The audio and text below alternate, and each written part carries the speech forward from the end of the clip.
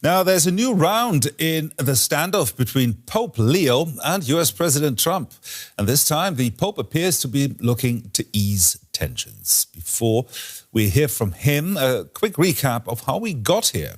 Earlier this month, Pope Leo repeatedly criticized the US war against Iran and called Donald Trump's threat to annihilate Iranian civilization, quote, truly unacceptable. Trump, of course, hit back, calling the Pope, quote, weak on crime and terrible for foreign policy. And he also posted an AI-generated image of himself as a Christ-like figure.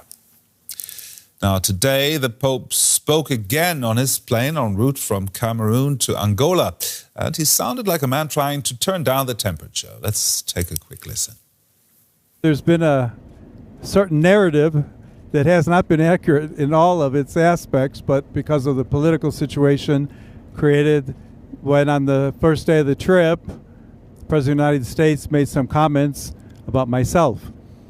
Much of what has been written since then has been more commentary on commentary, trying to interpret what has been said. Just one little example, the talk that I gave at the prayer meeting for peace a couple days ago was prepared 2 weeks ago, well before the president ever commented on myself and on the message of peace that I am promoting.